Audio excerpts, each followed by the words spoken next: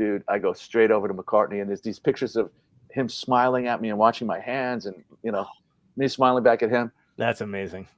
And I didn't. To me, he was the bass player. Right.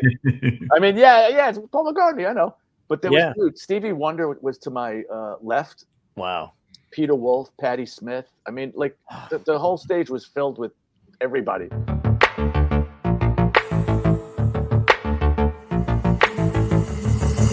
Dystopia tonight.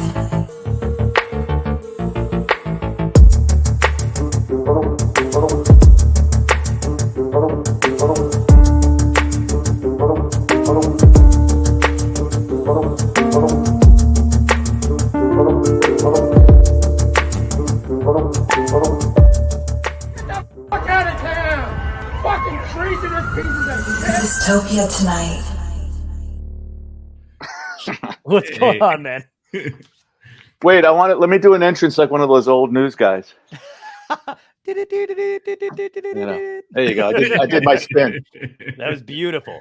They do that. You know what I love? They don't do that on sitcoms anymore. You know, when the theme songs would come on or whatever, and they would introduce the characters, they would just do that hair thing. And they were Ted Baxter used to do that, didn't he? Yeah, he did. That's right. Ted Baxter did do that. Yeah. And I think it comes from the cat that George Clooney played, the guy from the Edward R. Murrow. Yeah, I think that's how he started his show. Now we've established I'm 180 years old. Not yet, though. You only said you saw the movie, so you didn't say you actually watched Edward R. Murrow yet. You're like, I saw the original. I'm so glad it says Dystopia tonight, because for a week I'm going to be on Dysteria tonight, and I'm like, what does that even mean? A totally different show. There's a lot of people. There's Dystopia tonight, Dysteria tonight, and Diphtheria tonight, which you really don't want. You don't want to be. Yeah, not bad. So what I was going to say, what was your favorite show? Because you mentioned Ted Baxter immediately, Mary Tyler Moore Show. Did you have a favorite show growing up when you were a kid? A favorite show? Well, wow. I mean, listen, everybody from my demographic, we loved. I was just saying this to my wife the other night. Rhoda came on. Yes. So, but I said, this makes me feel very uncomfortable. It's like, why is that? This is the show we used to watch. 2 Marys and a Rhoda at 5 a.m. when we got home from partying. Like those were always on. So this is like pushing my buttons right now. Right. Earlier when I was when I was very young, Dick Van Dyke Show you mentioned. Yep. The Joey Bishop Show. Stuff like that, like sitcoms. Yeah. Those kind of things. Of course, I watched Dennis the Menace when I was a little kid. Stuff. Yeah. Speaking of old, we were talking before backstage about the old showbiz comics and shit like that. You know the Joey Bishop story where because I was going to tell you who my first comedian that I saw on tape was, and my grandpa used to love Jackie Mason. Love Jackie. Right? Great delivery, the whole thing. And I was a kid, and I saw him on TV, and I saw him mimicking JFK. I didn't even know what the fuck it was, but I remember literally impersonating that, and they just thought it was hilarious. This little 5-year-old is doing a JFK impression of a comedian he saw on TV. So that was it. But did you know the Jackie Mason, Joey Bishop thing? No. Jackie Mason had this great story about he was a bigger comedian than Joey Bishop at the time, but Joey was in the Rat Pack. And it used to bother Frank like when he would see that Joey, because Jackie was really good to Joey, and he would like have Joey open for him. And if Frank found out and he saw the title card that it was Joey before, or Joey, before Jackie, and Jackie was headlining, he was pissed. Right. He put a hit out on Jackie Mason. He did not. He fucking did. This is what Jackie Mason said. Jackie's told this story I don't know how many times. He said he put a hit out. He said he went back to his hotel room, and there was a bullet hole through his window and into the wall. And it was the night that Frank showed up at the club, and Frank was trying to throw Jackie Mason and heckle him. And Jackie just went back at Frank and kept making fun of Frank and doing all this other shit. And then that night he found a bullet hole through his sliding glass door window into his hotel room. Wow. Well, that's a pleasant little story. Yeah, right. Not bad. It's just, but it's just, that's the thing. Like, you don't really think of that kind of shit back in the day. Like, you know what I mean? But I guess that was just whatever. Well, first of all, tell me if you agree. I would be happy to be Joey Bishop in the Rat Pack. If I could be in the Rat Pack, I would be Joey Bishop. Absolutely. I mean, just to be in the Rat Pack. Yeah, absolutely. Yeah. But I've been we have a station that has the Joey Bishop show It's got. I watch Dick Van Dyke almost every night because Me too. you can't get better than Maury Amsterdam and Oh, I Rosemary. know. And The she's best. got an amazing story, Rosemary. Yeah, Did you see that documentary? I did see that Oh, was man, that is phenomenal. brilliant. Yeah. Yeah. But Joey Bishop was so deadpan on the show, and it was like Abby Dalton. Joe Besso was his, super, right? Yep. Oh, And so and good. wait a minute. Corbett Monica was his manager. Oh my God, I forgot about. I haven't seen that in so long, but holy But shit. he was so deadpan, Yeah. right? And his line was what? Son of a gun. Son of a, yep. Which was Yeah, man. edgy then, which I think is adorable. Which was probably edgy then. Yeah. Well, I grew up watching the Ed Sullivan Show with my family. I mean, I grew up in the Bronx, until I Right. was like 13. Did your family know you wanted to go into music?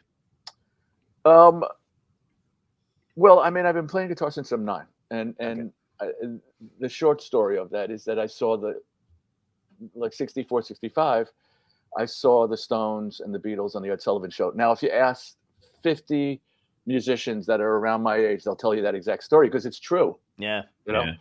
And I just saw something in more this. I mean, obviously, I love the Beatles, Mhm. but the Stones. When I saw Keith Richards, I just was like, interesting. Like I saw something that I identified with. Like, I was very shy and quiet as a kid, which Mhm. changed obviously, and I felt a little left and center, which is so. This is all perfect for either being a musician or a comic or a serial killer. Yeah. Yeah. They do line up pretty well. They do line up pretty well. Yeah. Yeah. So there was something, and they looked messy. They looked like I felt kind of, Mhm. all Yeah. and Yeah. and the girls were screaming, and then that for a shy kid with braces, Mhm. that seemed like a plus. Right. And also, and the best part that I noticed even then was when they went, when Ed would after they finished, Ed would bring them over to say hi and stuff like that. Yeah. Ed completely looked, Ancient. well, and you know what? He was probably way younger than we Yeah. think, Yeah. No, he looked horrified, kind of like Right. it's like that famous when Dean Martin was hosting the Hollywood Palace, right? Yeah. Yeah. And he had the Stones on, and he said some really snide remark and rolled his eyes, and all of a sudden the next day the Stones sold like 14 million records. Yeah. And for a kid, which is how it works now. Like you Right. you don't want to be like your parents, so you see something that aggravates your parents, and it's like, yeah, I'm in. Yeah. So that's Yeah. where I first knew what I wanted to do. There was always music playing in the house. When my parents got divorced, we lived with my grandparents for a while. Mhm. Until my mom, we all lived in the same building. That's what people do, back then. Right. Yeah. All the families. But my grandmother was always playing Glenn Miller, Sinatra. Nice. Yeah. Who else? Everybody could have Dean Martin, but Harry James. So I always heard that music, which might be why I love all kinds of music. And then we'd sit and watch this, Sullivan Show, and we'd see my generation, and I was just like floored. And I asked my mom for a guitar, Wow. and I don't know the timeline, but she brought me. Her boss gave me a little acoustic guitar, no name acoustic, Mhm. which is in the Rock Hall now, which is pretty cool. Wow. And she brought it home to me, and how everybody, like, I feel like everybody does something special, right? Yeah. Yeah. Life distracts you. Some people never find it. Those of us that find it are very lucky. Maybe you were funny as a kid, Right. but I kind of like, I could listen to a song on the radio and I could pick the notes out on the guitar. I'm not saying Wow. I did it well because I was only 9 years old, but Yeah. You I played by could- ear. And the one thing I remember is I played "Happy Together" by the Turtles in front of my class It's a great song. in the Bronx. Yeah, Right. I probably wasn't even close to "Happy Together," but that's what I was going for. And I stood in front of the class, so I knew I had no fear. And then the second thing, my mom, we used to go up to the country, like they'd get a bungalow, right? Does anybody know the word bungalow anymore? Oh my God.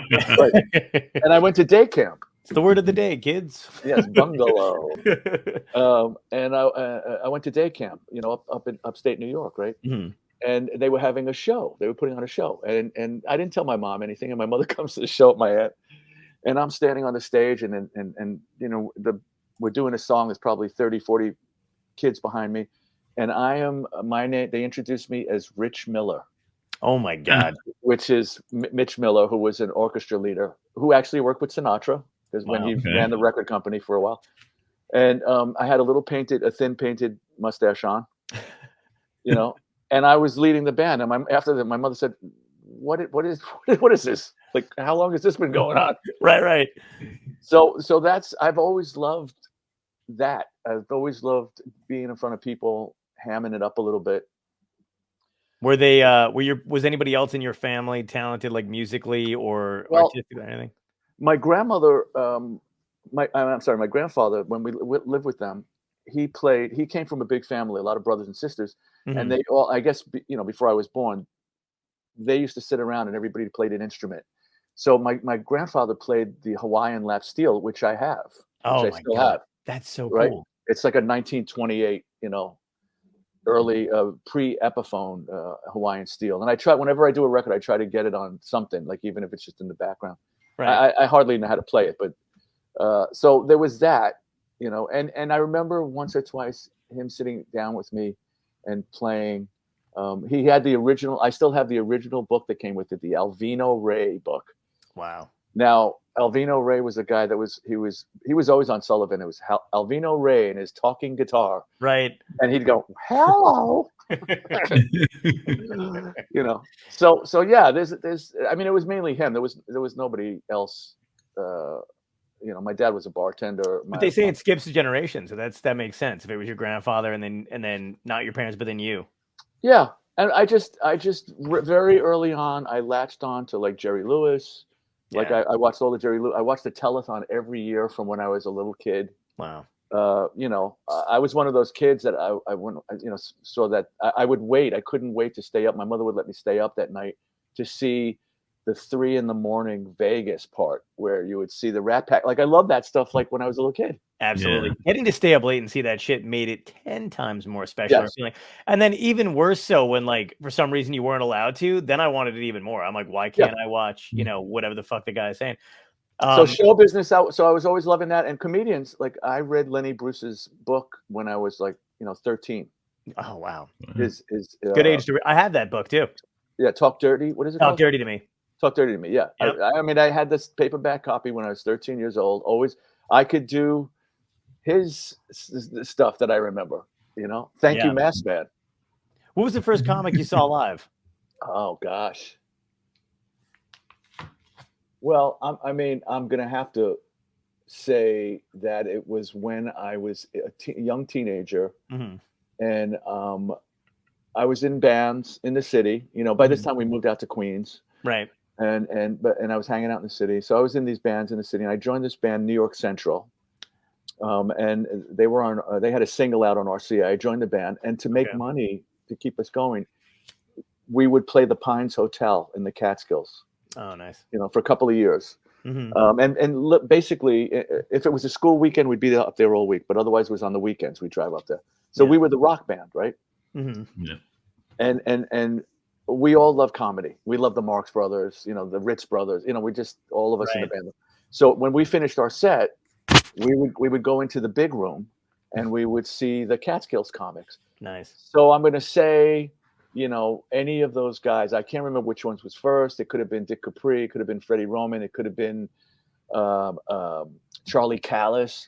It could have been, did I say Malzy? Malzy No, Long. Malzy, yeah, no, he's great.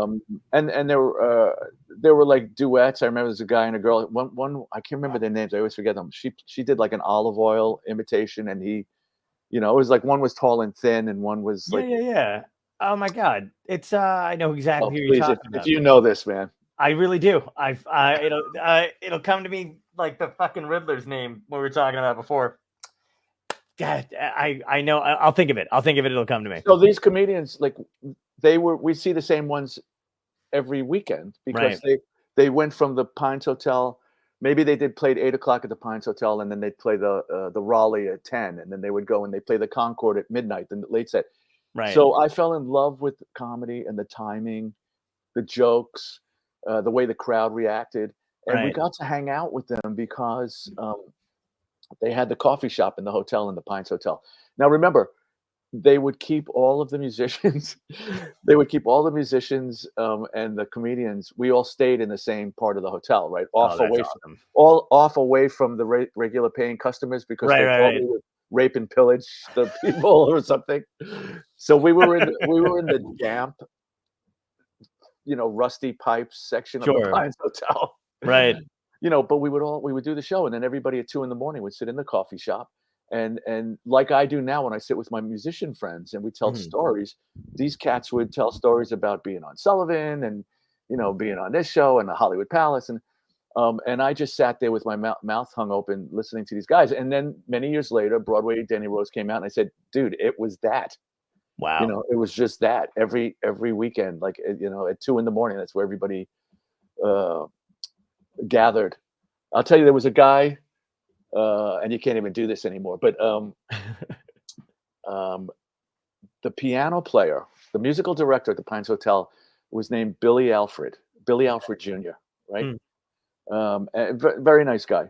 And whoever was up there, and I won't tell you what Malzy said because I don't think you could say these things anymore. But um, and ladies and gentlemen, please say hello to our musical Billy Alfred Jr. And Billy Alfred would do one of these. Yeah, yeah. Just a little, a little thing off the. Right. Well, it became a thing, like in the dining room, all the musicians would sit together too, like 40 people, Right. musicians, and there was like a jazz trio, and there was like the big band, and there was the rock band, and then the comedians, and this and that, and the Okay. magicians. They put us all separate again, once again. Right. So every time Billy Alfred would walk in, 30 people would just go. Right? So many, many years later, when I was with Joan and the Blackhearts, we opened for Robert Plant. Right. So I told that story. Like, I love telling these stories. Right? I told that story to Robert and to the crew, and I could be walking to catering backstage at like a Madison Square Garden place, and Robert and all of his crew and the whole bit, they're all sitting there eating, and I just have to go, Billy Alfred Jr. and Robert Plant and everybody. That's so great. Yeah. Was one of them Mitzi McCall, the other comedian, Yes. and the other one is Wait, Mitzi McCall. No, that's not who I'm talking about. not the tall one? That's way bigger than what I'm talking about. Way bigger? Fuck. Mitzi McCall, and isn't Mitzi McCall the one with her husband that didn't get to Charlie Brill. Charlie Brill and Mitzi McCall, are they the two that got booted from Sullivan because of the Beatles? I think There's a famous story. I think so. Yeah, yeah, yeah. Then wait. Then who? So then the other ones You are. know, right they're now not there's 20-year-olds going, who the fuck are these I people know. talking I about? know. Fuck them. Wait. We'll get it. I'm trying to think. So they're not as famous. They weren't as famous then. No, I'll get back to you. So I'll All find right. out. All right. who We'll it is. figure it out. Yeah. I got the bass player Mike Neville. We talk. He was the bass player up there. He'll know it in a heartbeat. You'll know it in a heartbeat. Okay, good. As long as somebody figures it out, because I was gonna say I'm like racking my brain. Yeah, and they did an olive oil. Like he said, we look like salt shakers. There was some stupid joke that he said. I can't remember what it was, but it was, dude. And let's be clear. Like, we complained about every second of being up there. Oh, sure. Yeah. But when I look back at it now, it was so wonderful.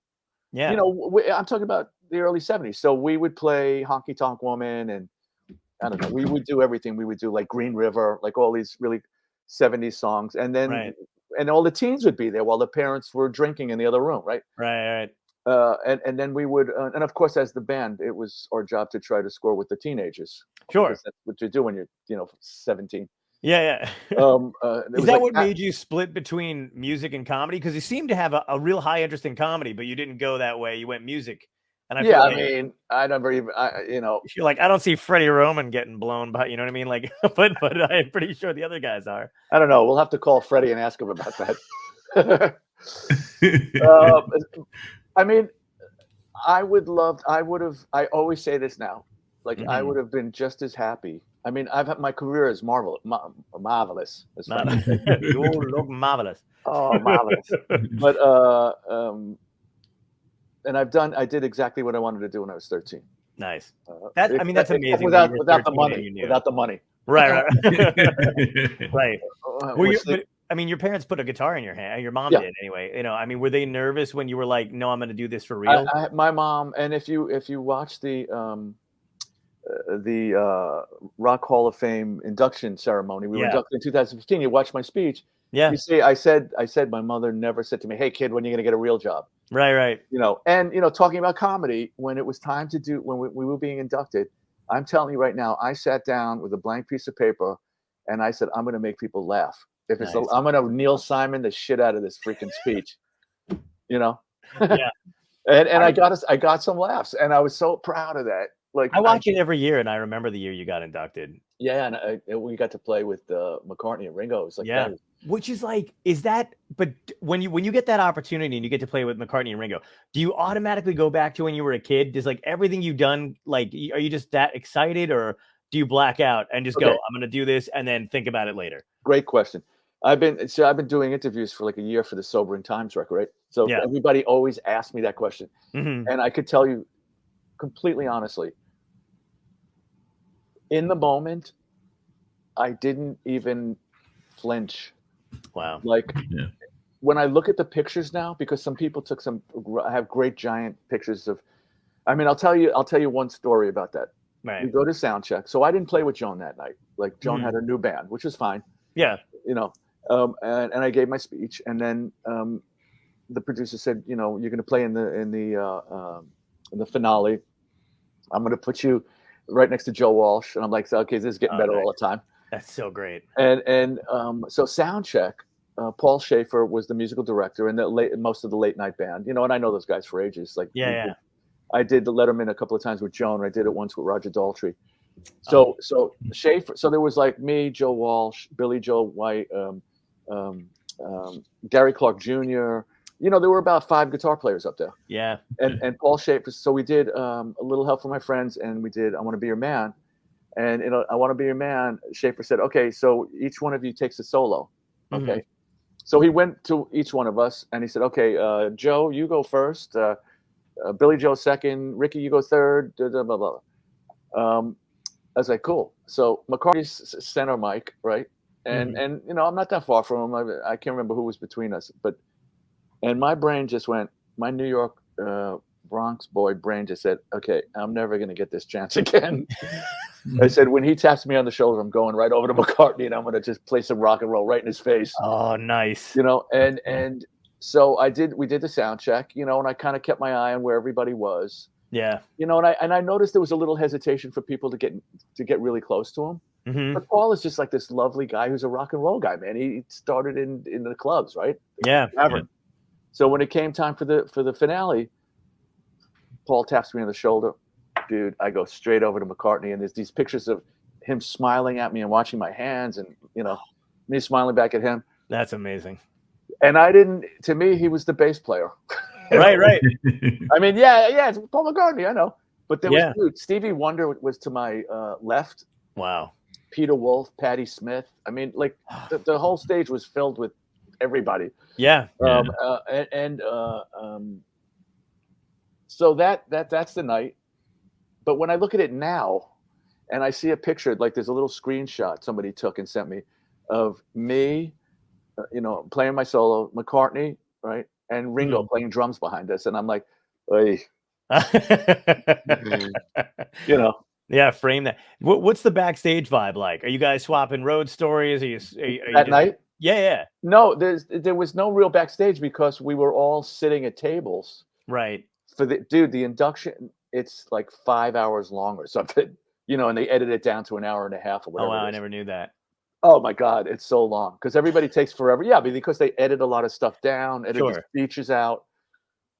But no, so we're all sitting at the table, and we were sitting right in the front. Yeah. And you know, there was one moment Stevie Wonder was standing, like he was brought up on stage. Did he do something with Bill Withers maybe? Yes. And Bill Withers was so sweet. I ran into him. May he rest in peace. I said that like an old Jewish comic, didn't I? I did. I did say it like that. You interrupted yourself very nicely, Catskill style. May he rest in peace. All I got to do now is say my hand to God. This is exactly. And if you can squeeze in a God forbid at some point, golden. So So what the hell was I talking about? We're Oh, talking right, about Bill we're sitting Withers. at tables, right? Bill Withers. I ran into him at like 7 a.m. at the Starbucks, and he was. Mhm. We just started chatting. He was like the nicest, sweetest guy. Everybody was amazing that night. Everybody Yeah. was so sweet. So we're sitting at the table, and Stevie Wonder was. He's got some sensors or something. He's got something going on. He was standing right. He walked up the steps. They walked him up the steps, and he was standing there waiting to be introduced to go sit down Yeah. with Bill Withers. And me and Carol were sitting there going, "Oh my God, he's going to fall off the stage!" Like he was right at the edge of the stage. But no, he's got Oh my God. Spidey senses. What if they put sensors on his shoes, like those little AI robots that get to a corner and they freak out? Yeah, like when you back your car up and it beeps when it's Yeah. getting too close. Oh. I was picturing a Roomba, like a Roomba. Yeah. Bounces into a corner. Yeah, TV but just spins around. That was a wonderful night, and so at the party afterwards, I cornered. Two great things happened that after party. I sat down with Steve Cropper, and he was telling me stories. Nice. Dude, he told me the story when Otis Redding first came into the studio, and he was a truck driver, and he said, "Hey man, can I come in and show? Can I sing for you? Can I sing for you?" Wow.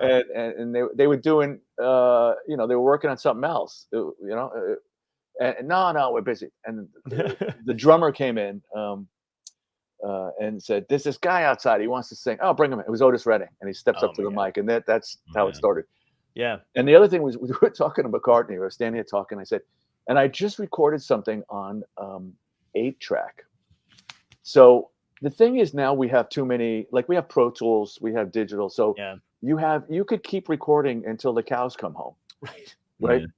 Yeah. And you don't even have to make choices. You could cut, you could paste, you could do this.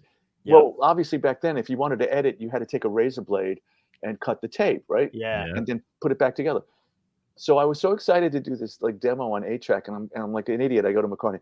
Yeah, man, it was so weird. Like I did this 8-track recording in a real studio, and it's like I had to make decisions.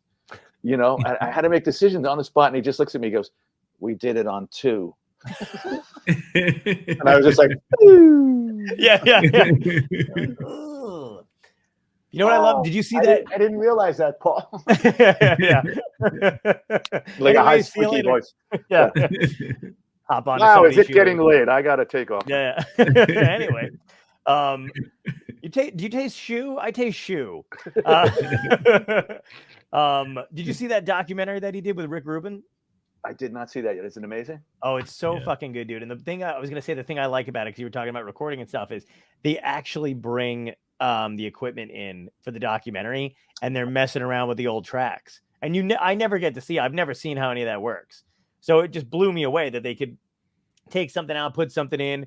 He was remixing like some of his, like just kind of going like, "Oh, I really like the way." Actually, it's funny. He's just complimenting himself for like most of it too. He's like, "Really did a great job with that track. Actually, you don't need to touch it at all."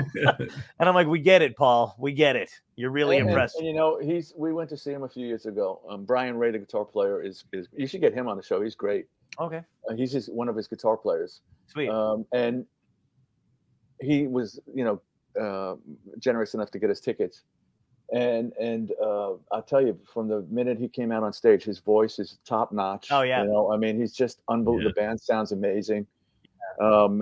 It's just it's beautiful to see people still. I mean, this has never happened before. Like rock and roll got old. Yeah. He never saw this before. Like back in the days, like I guess some of the swing guys, the swing band guys, they were still touring the country when they were in 50s and their 60s. Sure.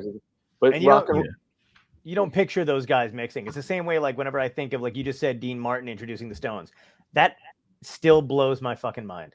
Yeah. Like that they were in the same room together, that they listened to the same. I always wanted to know what Sinatra thought of the Beatles. There's not much where he's, really talking about I just read a book called The Chairman. Oh, like I'm like a huge. I've seen Sinatra like 3 times. Right.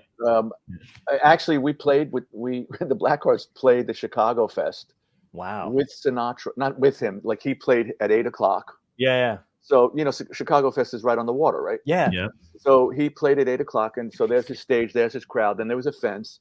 Then there was our stage, right? And we went on at 11 or whatever it was. But they came to the trailer and they took us and put some of us on the side of the stage. So I got to watch Frank sing you know, my kind of town, you know. Yeah. Yeah. So there was that, and then there was a time I took my mom. We're all over the place, but this is good. No, this is fine. Yeah. It's like a blow rap, but straight. We're going to be talking about Dwayne Allman pretty soon. So I took my mom to, I think it was Radio City or Carnegie Hall to see Sinatra, and he was getting on. He was reading off the the teleprompter and stuff, which I do now, by the way. And I said, let's go before we get there. We get out of the cab. I said, let's go wait for him to come in. Mm-hmm.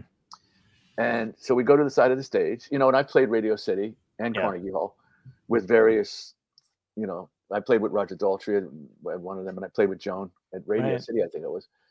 But so we're standing on the side, and it was like one person. It was like a little Italian lady in front of us. Mm-hmm. See, I'm trying to shove my mother out of the story already. She was there, and she had like a box of candy, or it could have been a cannolis or something. Right. So we're waiting. We're there like 10 minutes or something like that, and all of a sudden the limo pulls up, and Barbara Sinatra gets out first, if I remember correctly. Mm-hmm.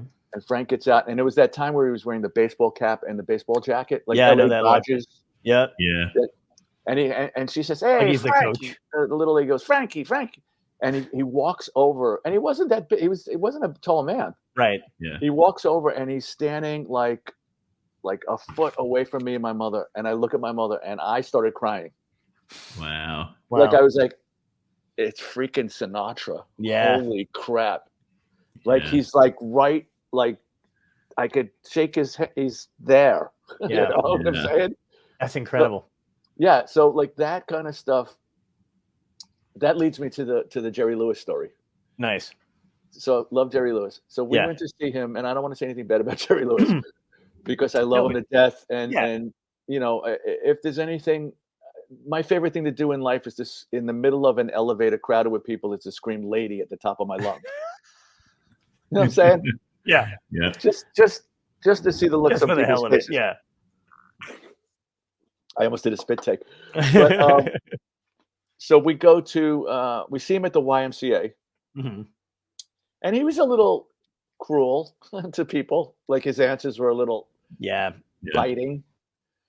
It's I remember talking to somebody who knew him really well, and it was basically like, if you were going to lunch with him, they would just be like, "What Jerry are we getting today?" He'd just be like, "I don't know."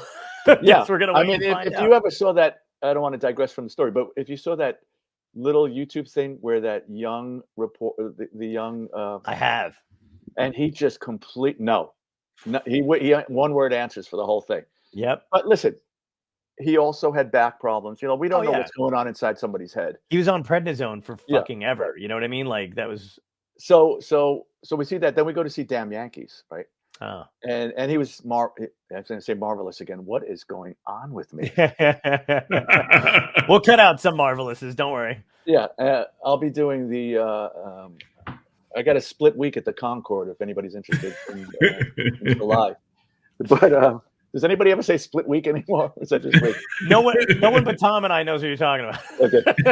So Dreesen is another one of those guys we saw, but Tom Dreesen's a great guy. Going all over the place. So we go see that, and after I said, "Carol, we got to go. I got to go backstage. I mean, I got to go to the backstage door." Right. And he comes out. We're waiting there for like 20, 25 minutes, maybe even longer. He comes out, and he's got his kid in his arm. So he doesn't have to sign autographs. Nice. Smart. Right? Yeah. He's wearing a cashmere coat, and he smells just like a Hollywood guy, like a Hollywood movie star from the 60s. Right. Can you smell what I'm saying? I immediately, when you said it, it just engulfed me. Yeah. Yeah. I don't know. It could be like Old Spice, or it could be. He's probably too Old Spice. Canoe. A little bit of canoe. Yeah, there you go. Canoe. Yeah. So a little bit of cigarette smoke, maybe a cigar. So I go, Jerry, like that, right? And I swear to you, he turns to me and he goes, like that. And I was completely satisfied with that. That was like he gave me the Hollywood snub. Nice. That was beautiful. Yeah. You should have fainted. Jerry would have just stepped over it with the kid in his hands. Yeah. So those, like, people ask me. Somebody asked me in an interview this week, like, who would you like to play with?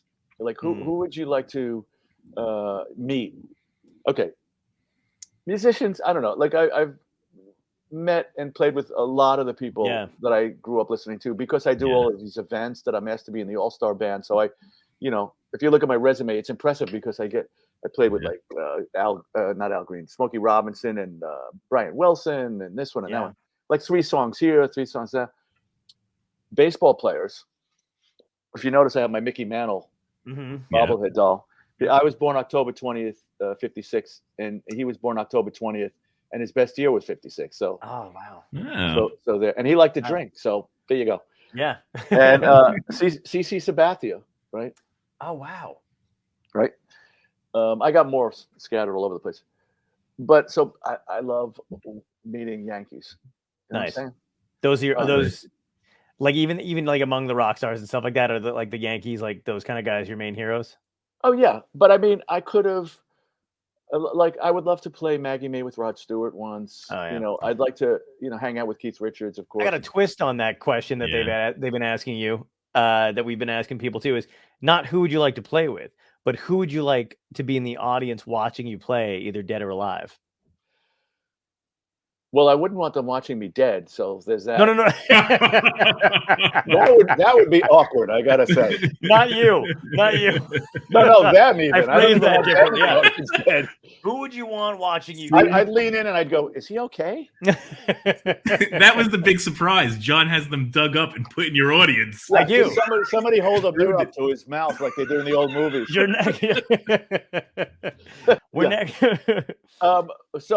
Well, we had one experience. The Blackhearts played 5 nights at the Luntfontein Theater, which, dude, John Barrymore played, man.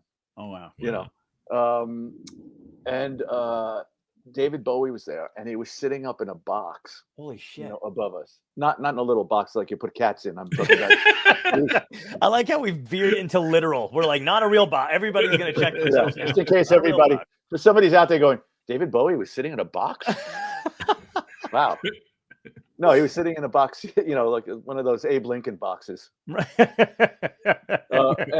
he was looking down, and we were playing Rebel Rebel, and I was looking up and go, wow, this is like surreal, man. Oh my God. First of all, playing the Luntfontein Theater is surreal. And David Bowie. So somebody told me a story. Now we're into Broadway. Somebody told me a story of, when you go see somebody that's a friend of yours or something, and you go see their band or something, and they're just awful. Oh God, yeah, all the time. But you have to go backstage and you have to say something. Yep. Right. So somebody told me a story of Helen Hayes was in this awful play. Oh God. You should have like a thing going up explaining who Helen Hayes is. I'll do it in the editing room. Right. And John Gielgud, I think it was the person. It could have been one of those guys that did Shakespeare. Was at it, and it was just awful. So after the show, he goes back and he knocks on Helen's door, and she says, "Come in." And he says, he goes, "Helen," and she goes, "Thank you." That's phenomenal. That's a Broadway story, man. That's great. I know you probably talked about this a lot, but take me from your first band to the Blackhearts. Like, what was the in between, and how did you get there? Oh my God. I'll give you the Reader's Digest version. Another reference from 1947. We don't have to pay for these references, do we? What is this Reader's Digest he speaks of? Well, Reader's Digest, if you don't know, was a book. Actually, my grandparents used to get it at the house, right? I think my mom still gets it. It was a little book that had like sort of like long stories shortened. Yes, it's probably a better way to say that. the abridged edition of the. That's what they were going to call it originally, but they couldn't fit it. They were like, even that's too long. Long stories shortened. Shortened, yeah. So if that's not the title of your autobiography, by the way, I'll be pissed. No, the title of my autobiography is going to be, and I want this on my tombstone too. You live, you die, and every once in a while you get a good sandwich. That's a good one. That is fantastic. Yeah. That's going to be the title of this episode. Why not? Now I have it on 3 things. So I started playing at 9, right? We moved to Queens. I started hanging out. I started meeting musicians in school, junior high school. Yeah. And so now there's, where the term garage bands come from. So we lived in an apartment. Some of my friends had houses near us in Queens. Right. I was in Flushing, Queens. And we started playing in bands. So I'm talking about the times where like we were doing Tommy. So 69, right? Okay. So somewhere Yeah. around there. Yeah. So I was like 14, 13, whatever it was.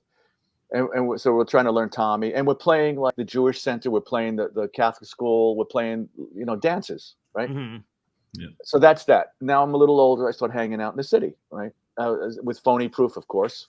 Right. And I started hanging out at the famous, the infamous rock clubs like Nobody's. Mhm. You'd walk into Nobody's and Jimmy Page could be sitting at the bar, right? Fucking awesome. Max's Kansas City, very famous, Right. where like Iggy Pop played there and Aerosmith played there, and and then there was CBGB's. I wasn't really like a punk kid. I was don't know more of that like one. I mean, I grew up. My favorite bands were like the Stones, Rod Stewart and the Faces. Yeah, British. yeah. So I was more of like I was wearing like a velvet jacket like when I was like 18, 17. On the 7 That's train. amazing. On Yeah. the 7 train coming from Flushing, with like boots with heels this high, right? So wait, that's one I don't know. So CBGB's was a punk place? But CBGB's was a punk place Yeah. on the I didn't know Valley, that. right?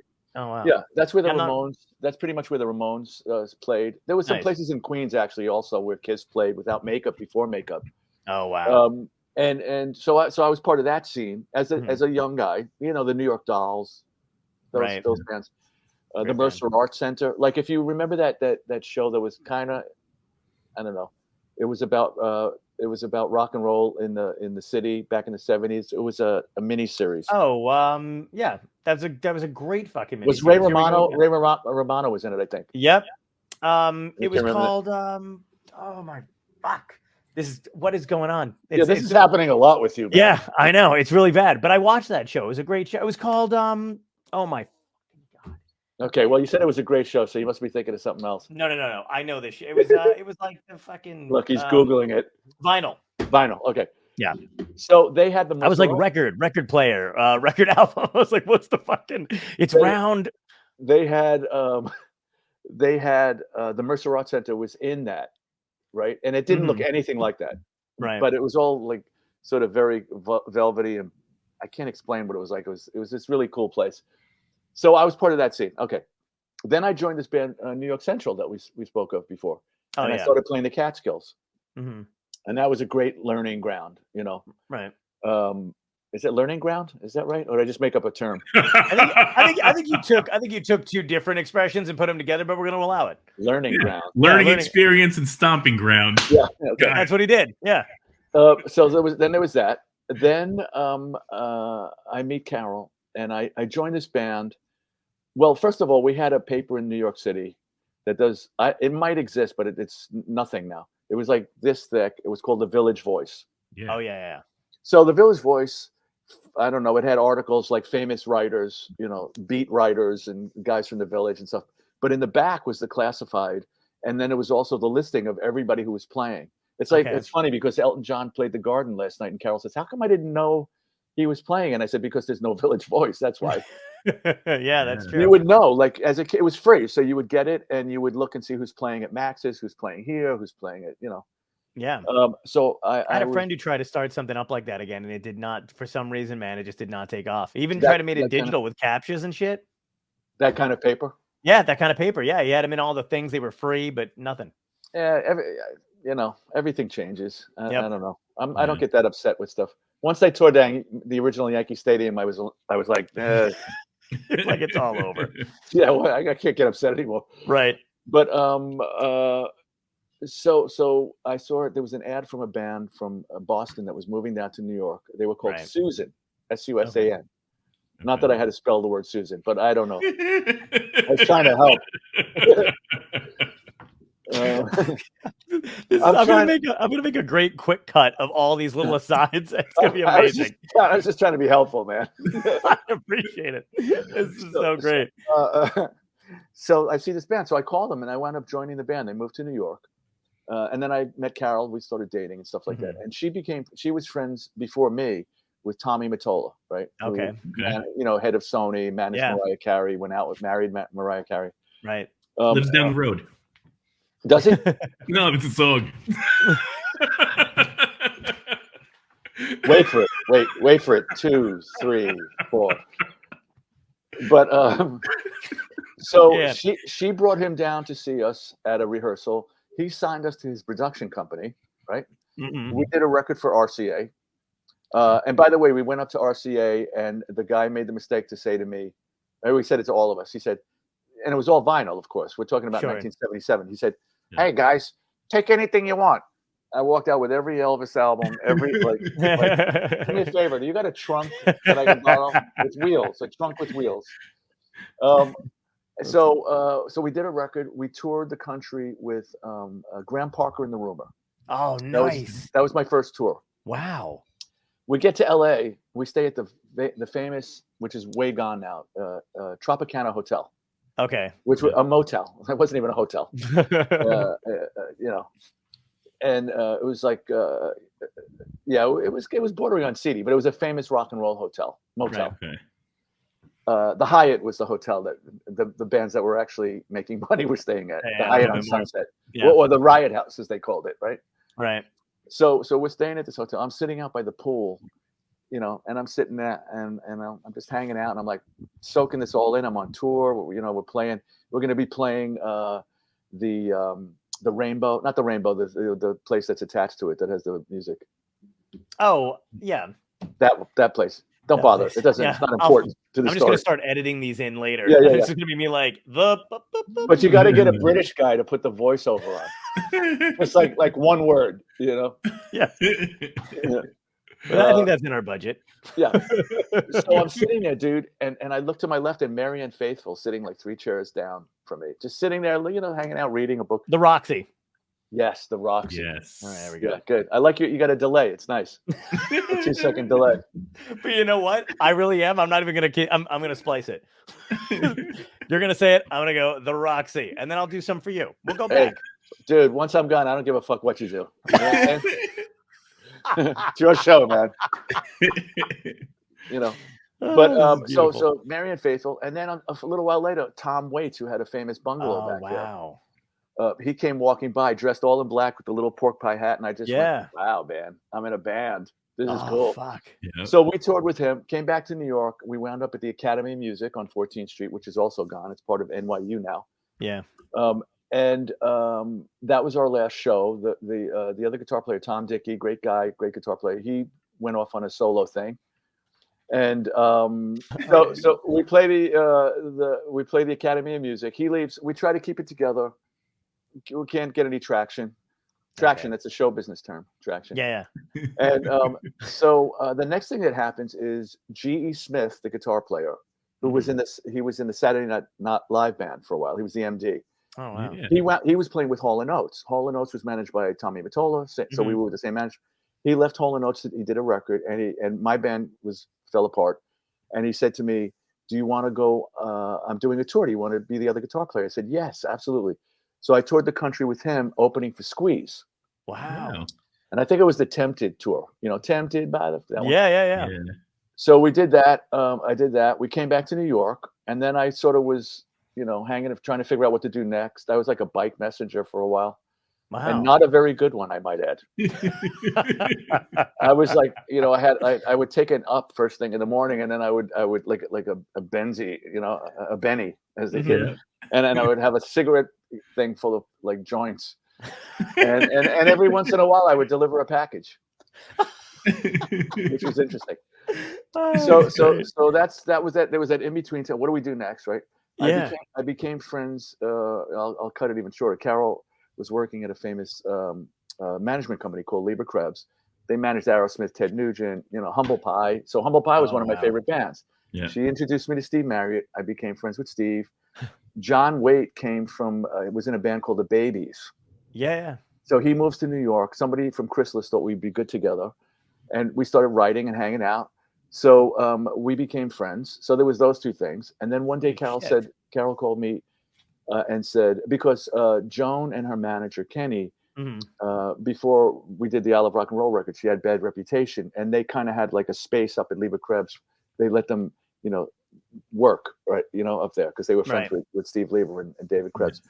And Carol became friends with Joan. And one day when Carol came, she said, Joan Jet? I said, yeah, of course. I saw the Runaways at CBGB's. Yeah. And John says, what's CBGB's? Now I get to know it again. No, I'm like, yes, no, go on. And she said, you want to go down and play with her? And I didn't even know why. I said, yeah, sure. So I went out and I played. I didn't know the backstory yet, but I went in, I played, I joined the band. Eric Wow. Gamble was before me, wonderful guy, amazing producer, great guitar player. He left the band. Okay. We did the I Love Rock and Roll record. Wow. Wow. And we did that. So I was in that band for 10 years, maybe 10 and a half years. And then I did a VH1 special with her in 98, maybe. Oh, wow. I joined the band in 81. I was with her for a bunch of records and we toured the world. It was unbelievable experience. I love Joan to death. She's, besides being, a rock and roll icon and being amazing, she's just great to hang out with. I mean, we just had a really great time. I left that band and I had a publishing deal with Sony. I did songwriting. Nice. That went well. That was a show business roll of the eyes. Yes, Then, that was. it was like a Sid Caesar thing. And we did. So I went out. Roger Daltrey, my friend who lives out in L.A., Gerard McMahon, was producing Roger Daltrey. He said, "We're doing a record. You want to be the guitar player?" Yes. Nice. So we did a record. We did half of it in New York, half of it in Abbey Road in England. Oh, wow. So then we did a radio tour around the country. We did Letterman. We did Regis and Kathy Lee. Wow. And Regis wasn't there that day, but Dickie Smothers was. What? That was pretty What cool. luck. I know. Yeah. And then we did David, what's his name? Dennis Miller. Oh, nice. Out in LA. Oh, the HBO show? No, his nighthime show. Oh, the first one that he Late had? Yeah. Wow. Yeah, I'm talking like 93. Wow, that's crazy. That's When awesome. that ended, I went out. Ian Hunter called me from Mott the Hoople, which was another of my favorite bands, and he said, I'm doing my usual yearly tour of Scandinavia and England. Do you want to be on it? We'll pick up we have a Swedish band on waiting for us. Wow.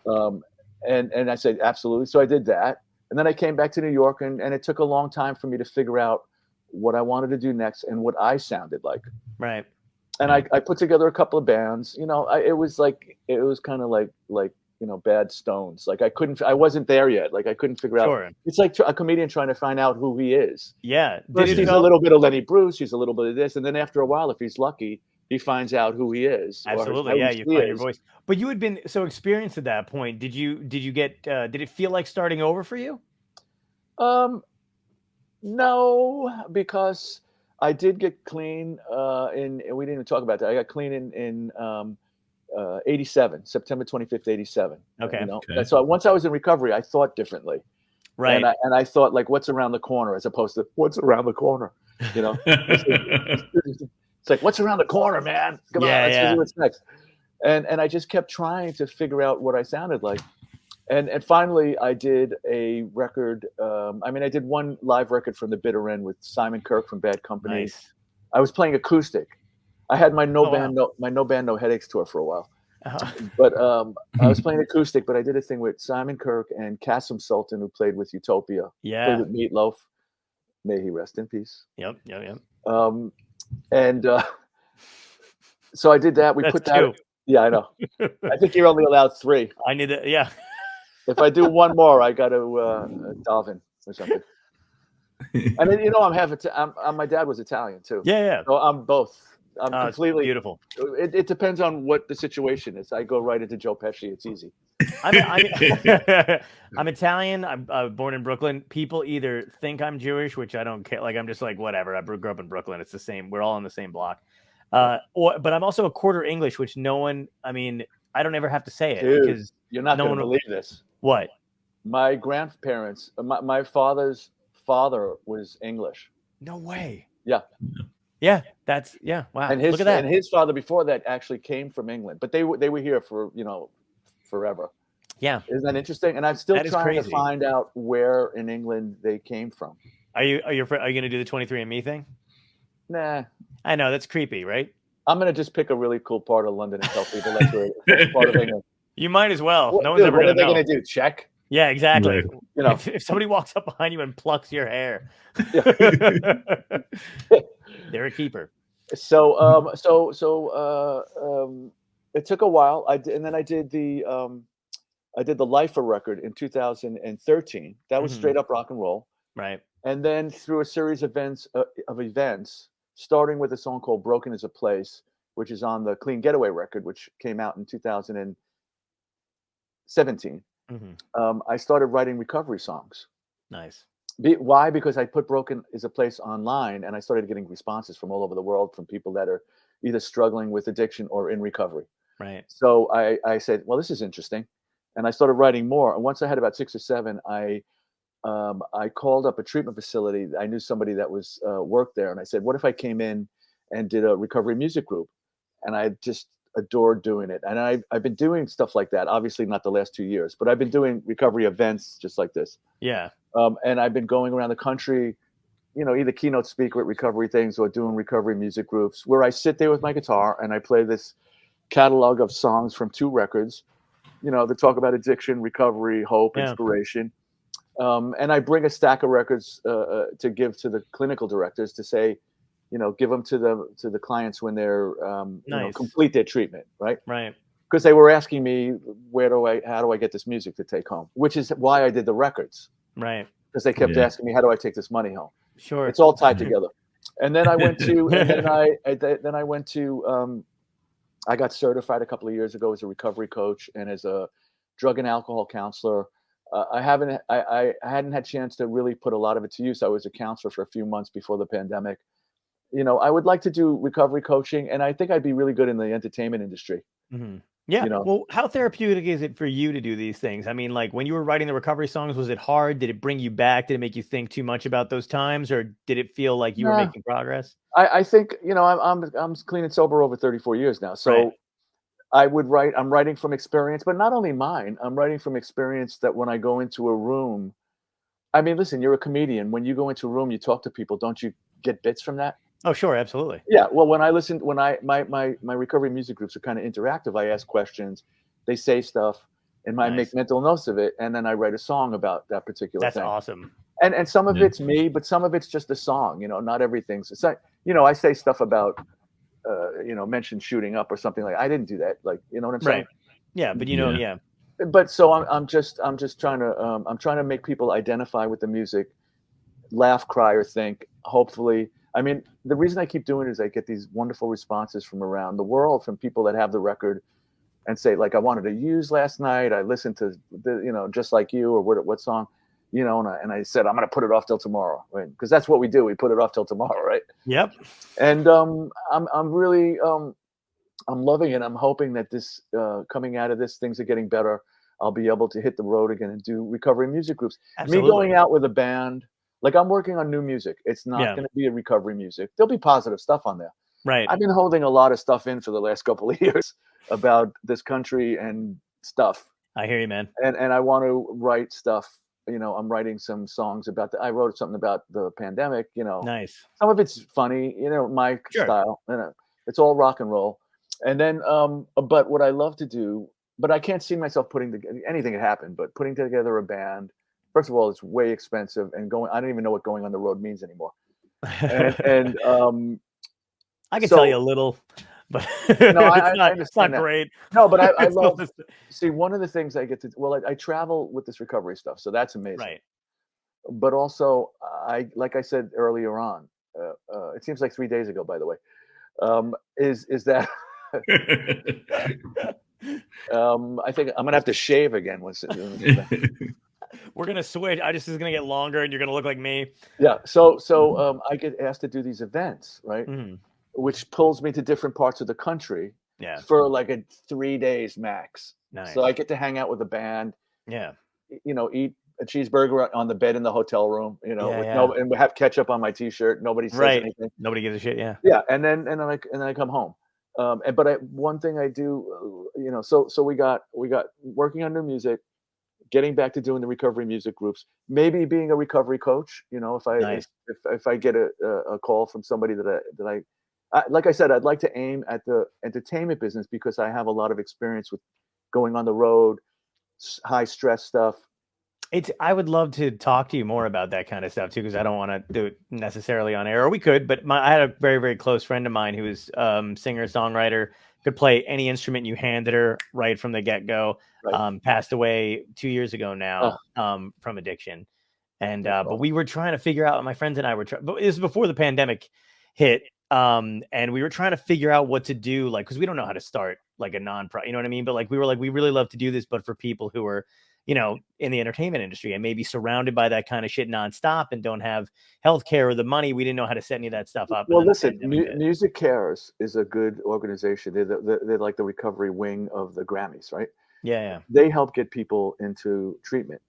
Wow. So they're easy to find. Okay. I'm going to actually be, one of the things I'm going to be working with is this new platform called All Sober. All Sober. Okay. Yeah, and I'm you know, nothing's signed, sealed, and delivered yet, but they haven't even launched yet. Sometime in March, maybe. And it's going to be this really great. There's a lot of confusion. You just mentioned it. Yeah. There's like information. Like I get it's overload. I get calls from parents, you know, once every week or two. My son's really in trouble because I'm not anonymous with my recovery. I'm anonymous with how I do my recovery, but not that I'm sober. Right. And you know, do you know of a good treatment facility? This, you know, and I always call a friend who's in that side of it. But this is going to be a one-stop where it has all treatment facilities all over the country. Nice. You know, I guess what insurance they take. Like it's going to have an inspirational. That's what we need. You know, it's going to have this, that, the other, phone numbers for all the hotlines and this, you know, and maybe 12-step meetings and where you could find them and stuff. One place, you know, and they asked me to be like an ambassador. Nice. So that'll be good and sort of go on their behalf and do my recovery groups on their behalf around the country. So you know, I'm happy. I'm like everybody else. I've been sitting here like with my motor running for the last 2 years. Did it change the way you wrote creatively, being like locked inside that kind of stuff? Well, I didn't touch my guitar. Once Sobering Times was finished, I got into this promotion mode where I was doing interviews. It takes me a while once I finish writing songs to even pick the guitar up again because I'm empty, bro. Sure. Yeah. I got nothing. I don't, you know. So maybe a month or two goes by and I start by maybe picking up a guitar and sitting on the couch and putting on a John Lee Hooker record and just jamming along. Nice. That's how I start. Okay. And then little by little, I start channeling ideas. You know, I'll play some chords and a melody will come to me, and then this and this. Oh well, look at this, a song. How's that? Where'd that come from? You know. And I made a conscious decision, although I just did write a recovery song called "Just Out of My Reach," which is interesting. But I'll save that for something else. Cool. I won't put it. I'm going to be doing singles. Let's just say that. I don't know if I'm going to do a whole full album. But that's smart because I feel like that's what everybody picks up now is a single. Yeah, I mean, I spend a lot of time and money doing a full record, and people listen to like the first 3 songs, and not the people in recovery, right? They do, but the general public might not even get past the first 3 songs, right? Yeah. So we'll try doing singles. So that's where I am right now with that, and other than that, you know, I've watched every Netflix show you could think of. Oh yeah, of course. Yeah, I love Mrs. Maisel. Mrs. Maisel's great. That's a good throwback comedy show. Tom watches it. Yeah, I've been a big fan of it. Yeah. We just finished. You know what's interesting? And we have to go back because I missed a whole year. I missed season 2. I watched 1 and we watched 3. He just started me on it, and Lenny's in it, you know. Yeah. And I started watching the first season, which is nice. And they said they're going to get hardcore with Lenny, like he's going to get sick at some point, you know. Oh, they are going to do that? Well, I read that. I don't know if it's. Oh, cool. I read it, but she's great. Everybody, Susie, her manager's amazing. Yeah. And just the clothing, and Kevin for somebody Pollak. who loves Kevin, of course. Fucking, it's amazing. The whole thing, the whole family's there. Yeah. But I missed season 2 where I hear she goes to the Concorde. See? Yes. Oh, that was the whole season. I'm not there yet. So I just love that, you know, that whole business. So we've been watching that. I'm a Marvel music. I'm a Marvel fan. So Music's I watch good. it, you know, whenever there's a new Marvel movie, you know. But I mean, I like DC. Like, you know, started watching Lois and Clark or whatever it's called. Not Lois. Oh, yeah. That's not too bad. You know what bums me out about that show is that it's just I can't wrap my head around Superman taking orders from his human wife. You know what I mean? Like when they make it into like a, you know, like a I'm such a shit. But like when they make it into like a sitcom-y kind of like, you know, where it's like he can lift fucking mountains, he can spin time, and she's like, make sure you're home for. I'm like, fuck off. Did you do the dishes? Yeah, exactly. I'm like, oh, I don't need to. I mean, let me ask you a question. Family, because this is just us, right? Nobody's listening. Yeah. Am I the only person that, you know, he's got 2 kids on the show? I know, right? Yeah. Do you ever think, like, in your sick mind, like, how did he have sex? Like, what was that like? Like, Yeah. what's going on down there, you know? Not only just the sex, but like when The he Man of comes, how does it Steel, I not mean, blow out the back of like how is she not like ripped through like just as he finishes? yeah, I mean, I know Is he gonna everybody must think of that at one point, you Yeah, know? So yeah, that's 100%. Yeah, there's no way he's controlling the speed at which his sperm comes out of his dick. There's no way. There's no way. just But just the whole physical aspect of it is yeah, like, you know, nothing about his powers bothers me more than he's allowed to fuck a human person.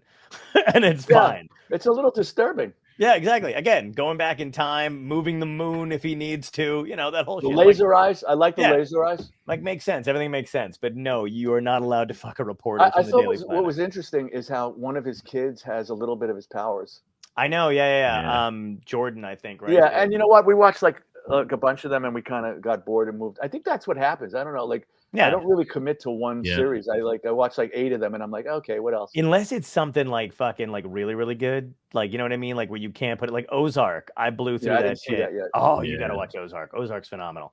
I Ozark's like great. watching. I love watching. Like what's the? I have the one channel that has all the Disney Channel has all the Marvel stuff. Oh, Disney Plus, yeah. Yeah. Marvel shit is great. You know what I'd like? Because we were talking, you accidentally said Marvel music. Would you like to score one? And if you could, what song haven't you seen? Because James Gunn does a great job of the Guardians of the Galaxy soundtrack, right? The 70s, Yeah. a little bit of the 80s. But like, you're ever watching and you're like, oh, why don't they use this song? Oh God, no, I never thought of that, but I'm going to now. Oh, okay. Yes. I see. Now I want to know because we talk anyway. So now if you're watching that and you're like, they should have used this song here, because I would love to fucking score one of those movies with like a great, like put together a little playlist. Yeah. Well, that's Galaxies is the one because he listens to old stuff. Yeah. The thing that I try to explain to my daughter who's 20, because I'm lucky I have a daughter that likes baseball and Marvel movies. Nice. It probably won't be for long though. I could see that I'm losing her with that. So sad. But it is a little sad. Yeah. But I'll watch it by myself. I don't mind watching it by myself. Yeah. I said, you don't understand what it's like for a guy like me that collected comic books so obsessively when I was a kid to see these people come to life. Yes. And not like 1970s, like the Hulk with Joe Bixby, and which was the great. Horrible. It was Yeah. great. Yeah, it was great then. Yeah. Then But yeah, when you're you right. see Robert Downey Jr. as Iron Man, Yep. and Thor, and like the Yep. special effects, and I'm like, you don't understand. It's like Absolutely. for Yeah. somebody that grew up 100%. on comic books, you know. And not only Yeah. that, man, I used to get made fun of for that kind of shit when I was a kid because it wasn't cool, man. I used to watch the X-Men on Saturday mornings, and what the fuck, the Fantastic Four, the Iron Man cartoon, Spider-Man animated series cartoons.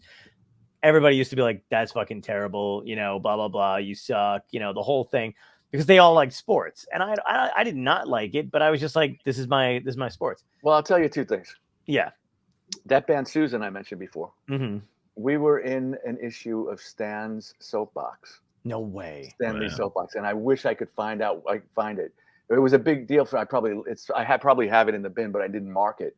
That Yeah, is rock band Susan came up to visit Stan, and so that was like huge, right? Oh my God.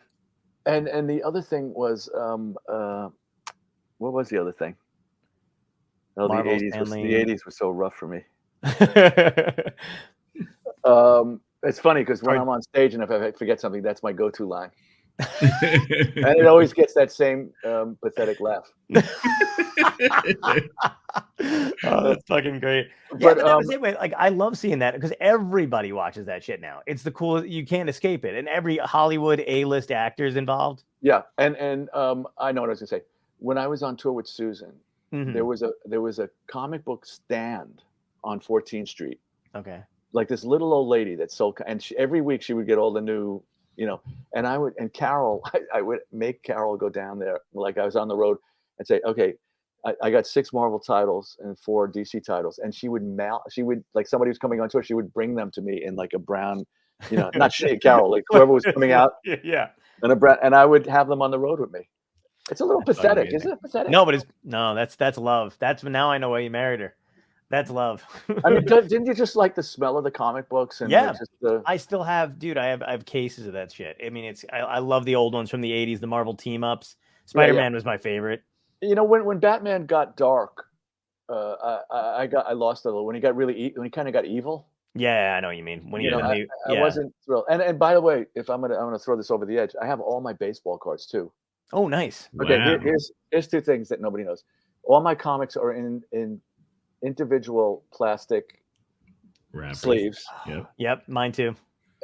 Oh shit! 100%. And I have about 5 ring books filled with baseball cards. In, you know. Yeah, the plastic. Yeah. So it started out like this. Like I collected them when I was a kid, and then somewhere in the 80s, I got nuts again. And there was a place on 14th Street, and this may be the 90s. And a guy sold them, and you would sit on like a freaking milk carton, and you would just go through them. Wow. You know. But I have all my original ones, and I have all these other ones when I got obsessed again. And I would just. So it started out just Yankees. I had the '69 Mets and all that stuff, but it started out just Yankees, and then it was anybody that ever was a Yankee, where they went after they were a Yankee. So like they started the whole, the boundaries started to expand. Right? Yeah. And now I just got all these, and I'm like, what am I going to do with these things? Like, I'm going to pass away, and my kid's going to throw them out. Like, what happens to my baseball cards? Some of them might still be worth money. I know some stuff isn't, and I've started to open stuff that I noticed most of them are not. I mean, I have a couple of Mickey Mantle ones. I got a couple. Oh, of nice. I have a Willie. Get this. I have a Willie May card. Like it was a misprint. They left the S off it. That's huge, dude. That's it might be. Yeah, it might be early, like 53, right? Right. Wow. So, but the one thing that people, if they still collect baseball cards, what they'll never have again is the smell of the gum when you opened up. Oh yeah. Package. Yeah. That horrible, hard. The bazooka. Yeah. I still have an old Spider-Man deck that I know has the gum in it, and with that really weird plastic that they used to cover the cards into. Yes. I won't open it. It's like a fine wine. Is that what you're telling me? Absolutely, yeah. I'll open it when I'm the last thing I do. Bring me my Spider-Man cards. I'm too fragile to open them. Yeah, let me just. I don't know where we are when we're doing. We actually have to ask you the big 3 questions. Let me just mention an observation. And I do love Seinfeld, by the way. Speaking of observations. Oh yeah. It's interesting. My daughter loves Seinfeld, but she doesn't like Curb. She thinks he's mean. Really? Yeah, it's a little edgy. Curb's a little rougher. Now, I love both, but I see myself in Larry David so much the older I get. Right. It's like when he did that bit, like and I'm like, oh yeah, like when people cancel on me, I'm like, oh thank God. Oh yeah, absolutely. That and like I hate some. Do you ever wake up and you hate you just hate the sound of somebody's voice? And my God. Yeah. Yeah. So like I feel myself turning a little bit like that. I try not to be mean, and the other guy that I love, TV guy, is Phil Rosenthal. He had that wonderful travel show with cooking. He seems like the nicest. Feed Phil. So that's the thing I remember. The entire episode. Well, two things about him. He seems like a sweetheart. Yeah. And he always had his father would tell a joke at the end, remember? Oh, his yeah. His father passed away. His parents are gone now. Right. But also, he enjoyed you want to live like that. Like he would eat a food and he'd get that smile on his face. Oh, yeah. That's how you have to live life. Absolutely. Yeah. I don't think I've ever looked at another human being the way I look at a sandwich. Like a good one is one that's made well. You may want to see somebody about that. I think other people should see something about that. Make me happier. Make me as happy. Well, you live, you die, and every once in a while you get a good sandwich. Exactly. See how I did that? Put a ribbon around the whole thing. That was beautiful. But Phil, he's the way he enjoys the sandwich or whatever he's eating, he gets that smile on his face. And the other thing he shows us, which the world really needs to hear, is that we're the same goddamn people all over the world. Yeah. See, under the skin, we're the same blood and bones, Yep. Absolutely. So we and all he want makes the same that point. He makes that point no matter where he is. It's just his demeanor, he's just he seems, look, he may be, I don't know how he is in real, but in real life. But he seems like he's a monster. He seems like such a sweet. Yeah. he seems like such a sweetheart. Okay, here's my observation. Mm-hmm. Do you always wear glasses or did you wear contacts?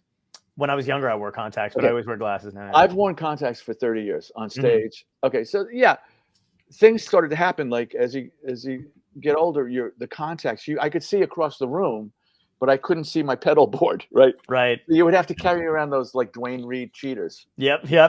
You know, that would hang from your neck like your Aunt Sylvia or something. And I just picked a random name. I thought Sylvia's funny, just like the thing is, K's are I think funny. that counts as the 3 Jewish things, though, because Sylvia is pretty close. Yeah, I could have said Yetta. You... Or I could have said your Uncle Mario. True. Very true. Okay, so 30 years wear contacts. The beginning of this pandemic, my contacts have not maybe come out of the case 3 times in 2.5 years. And I noticed by doing all these interviews, and I do a lot with a lot of rock people. Yeah. Not people that are rocks. I'm talking about rock people. Because we were talking about Marvel Comics, so it could be thing. Yeah. Thank you. No problem. But every one of us is wearing freaking glasses. I know. So what I'm saying is vanity has gone out it's good because it's taken our egos back a step. We're all in this thing together. Yep. Like I would never think, like once or twice I tried to wear shades doing this and I'm like, I look like a moron. Why am I wearing shades? I'm in my basement. Yeah, everybody knows you're inside your house. Yeah. Yeah, it's like, so I just wear these, this is what I look like, right? Yep. I mean, I got cool.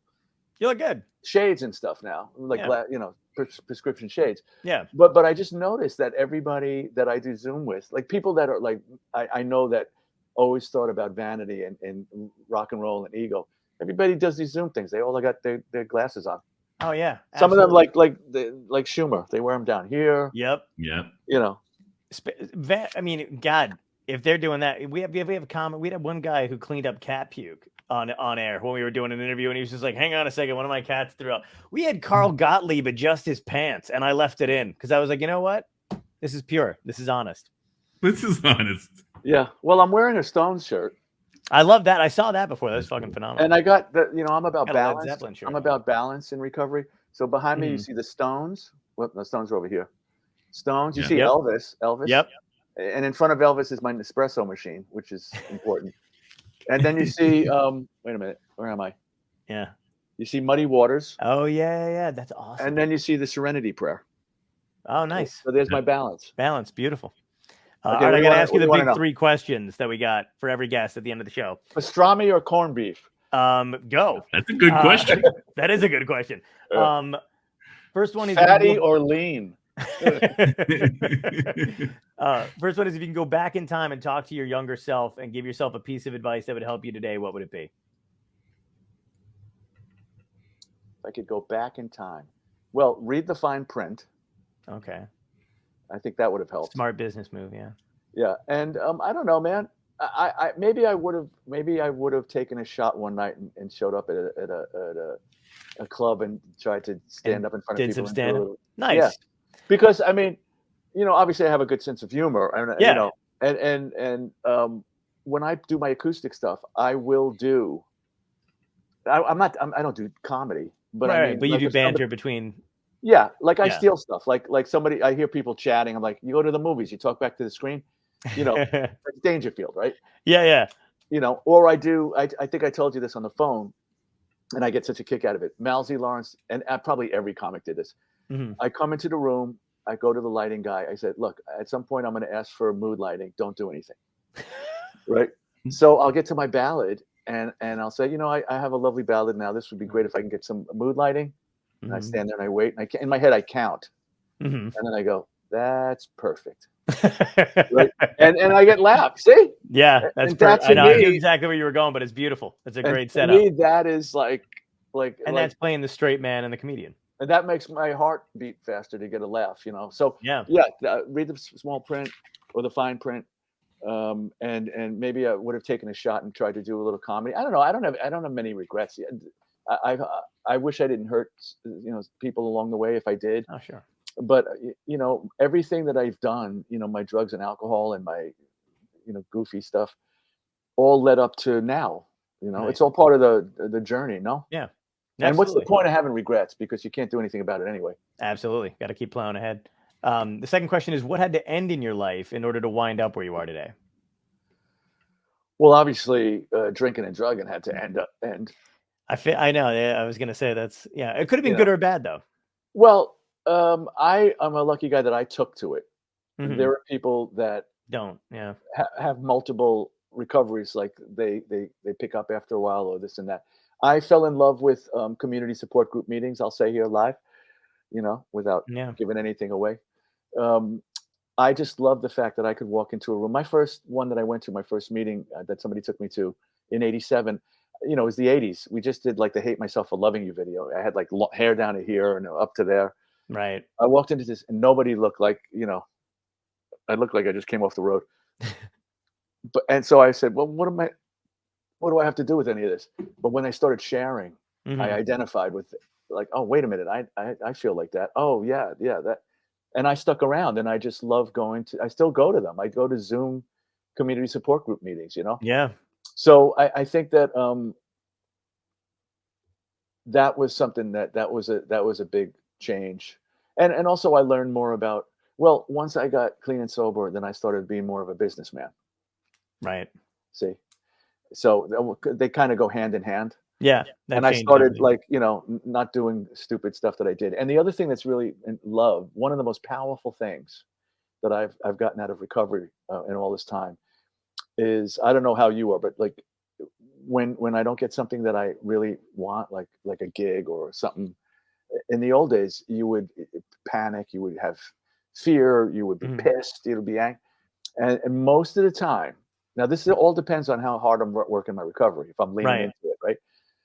I have a thing that I believe that whatever you want to call it, higher power, Right. uh, has something different, something else for me. Yeah. Not necessarily better or worse, but okay, I didn't get this, but that must mean there's something else out there for me that I'm Sure. supposed to be doing. That's a And good way that's to think. that's really powerful. It took a long time, Yeah. and once again, if I'm not working some sort of a program, then I'm like, you know, Right. Right. I Right. really wanted that. Yeah. But so that's powerful, and all that came from that one change. All these things came from that one change, Right. you know. That's awesome, man. And I Um, get to help, people. I get to be of service since I have some time. I get to help other people that are struggling, and service makes you feel better. Also, you want to absolutely. think about it selfishly. First And of as an all, we artist, should you be get to, doing we yeah, should be doing that anyway. That's why we're here. absolutely. But be it one of the things you learn is by doing service, it makes you feel better, and it keeps you away from that stuff. Because when you're Right. helping people, you feel better about yourself. See, and first of all, it's a distraction. It takes you out of your own shit, as they say. But you're helping somebody, it makes you feel better about yourself, and then when you feel better about yourself, you want to hurt yourself less. Yeah. And as an Because there's artist all too, I there's mean, all self-loathing in there. Like yeah, addiction's all about self-loathing. right. And as an artist, like it makes you feel good to be able to use your talent for something other than Oh, dude. self-preservation and, yeah. Let me tell you Um, something. Doing these songs and seeing the reaction from people, right. like in recovery, as a songwriter, brilliant. As somebody in recovery, brilliant. Yeah, absolutely. And I got one more question for you, and then we got to piece out. The last question is: if this was a real dystopia, talking alien zombies, comet headed toward Earth, how would you want to go out? What's your epic death? What's my epic death? Yeah, how would you want to go out? I like that reaction the best. Yeah, that was great too. Yeah, Yeah, It's good. let's leave on a high note. No, it is a high note. This is what your album is going to be drawn as. We have an artist do it. How would you want it? What badass way would you want to be going out? Well, I guess it's cliched to say, you want to go. You hear somebody that has a heart attack on stage or something like that, or and somebody says, or Carol will say, "Oh, that's so horrible." I'm like, "Yeah, but if you got to go, man, You want to go out hit, playing hitting, your hitting a music. big E chord, That's cool. Yeah, or, that's great. tell, Hitting. or telling it, like for you, it's like three guys walk into a funeral home. That's gonna be my last one.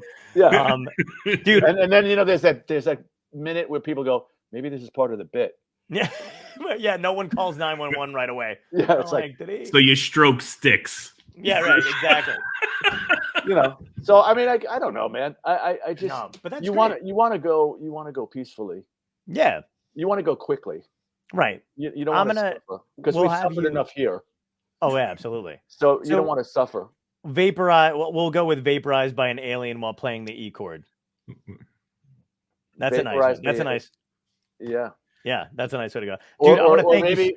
maybe death by sleeping with Supergirl. Even There you better. go. Even better. That's gonna be a fun one We to draw. tied the Superman thing, so you know. Love it. I want to thank you so much for And coming on, man. It's been a she's blast. like, "Are you okay? Are you okay?" And your heart explodes. Exactly. Oh God. Well, again, thank you so much, dude. It's been an absolute blast having Yeah, you on. You thank got to you, come man. back again, man. It was great. Such a And pleasure. by the man. way, We'll lean corned beef. Let me just say Link. that. Okay. Got it. Perfect. Awesome. Thanks so much. I had a man. great time. You guys were great. A lot of fun. I think we talked about a lot of fun stuff. Yeah. Yeah, man. I think we have so much more to cover too. You'll definitely come back with us. Yeah, you got to come back on. Yeah, when I get some new stuff, when I've worked on some new stuff and get it ready for release or something like that. Perfect. Sounds good. Or just if you want, I could be like Baba Booey or something. Nice. Like if you have somebody you think I would be good with, Right. to just do what Tom's doing, even Perfect. to just laugh at the jokes, even if they suck, and bring up random things, Right. and, I appreciate that. I get the tap once in a while. Be like, I can't do it tonight. Right. Yeah. I'm a little too sick for that. All right, we man, got to get I'm to gonna another. go. Yep. Take care, man. If it was last night, I would have said I was going to go up to watch the finale of Celebrity Big Brother, but it's over now, so I got nothing. Watch Ozark. I'm telling you, you'll love it. Is that about drugs? What's that about? Yes, it is. Yeah, But it I'll say- also, but about a family that Yes. that does money laundering. So it's a little bit everything. Oh, good. So it's the American success story. Oh, good. Exactly. And You know, Jason Bateman. You can't send away. You can't send away for these. Right. Yeah. Yeah. Exactly. Mousy Lawrence. Let's end it with that. Mousy Lawrence. Perfect. Thanks so much, man. Have a great night. Take care, man. Peace. See you later, brother.